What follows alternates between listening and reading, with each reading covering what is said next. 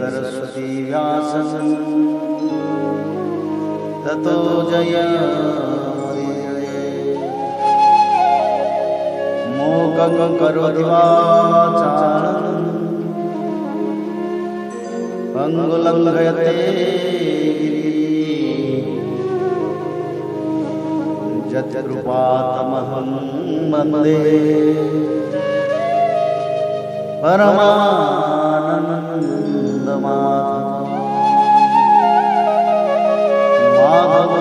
माधवो वाक्यं माधवो हरि परन्ते साधवा नित्यं सकलकार्येषु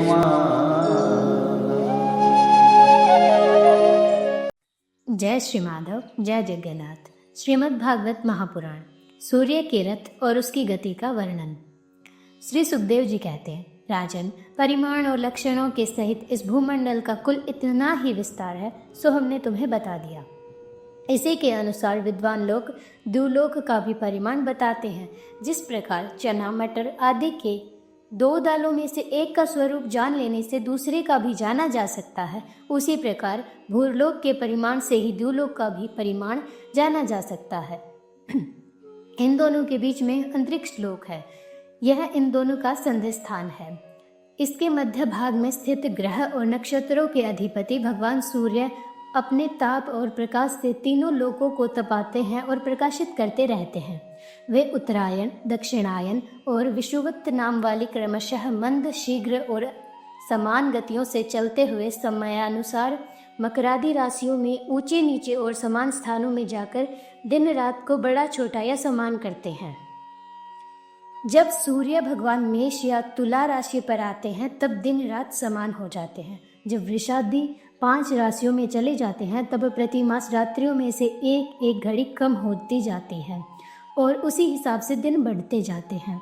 जब वृश्चिकादि 5 राशियों में चलते हैं तब दिन और रात्रि में इसके विपरीत परिवर्तन होता है। इस प्रकार दक्षिणायन आरंभ होने तक दिन बढ़ते जाते हैं और उत्तरायण लगने तक रात्रियां। इस प्रकार पंडित जन मानसोतर पर्वत पर सूर्य की परिक्रमा का मार्ग 9,51,00,000 योजन बताते हैं। उस पर्वत पर मेरु के पूर्व की ओर इंद्र की देवधानी, दक्षिण में यमराज की संयमनी, पश्चिम में वरुण की निम्नलोचनी और उत्तर में चंद्रमा की विभावरी नाम की पुरियां हैं।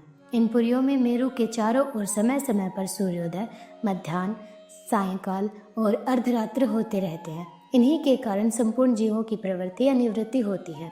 राजन, जो लोग सुमेरु पर रहते हैं उन्हें तो सूर्यदेव सदा मध्याह्नकालीन रहकर ही तपाते रहते हैं।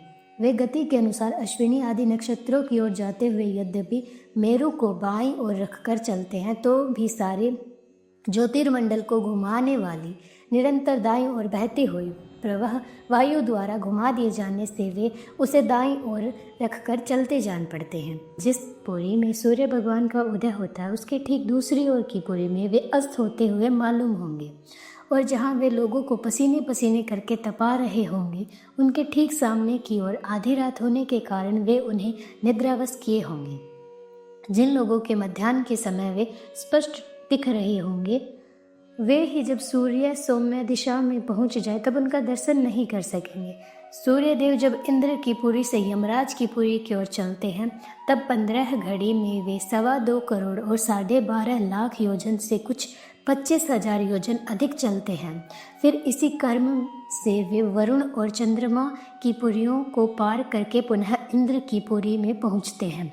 इस प्रकार चंद्रमा आदि ग्रह भी ज्योतिष कर्म में अन्य नक्षत्रों के साथ साथ उदित और अस्त होते रहते। इस प्रकार भगवान सूर्य का वेदमय रथ एक मुहूर्त में 34,800,000 योजन के हिसाब से चलता हुआ इन चारों पुरियों में घूमता रहता है।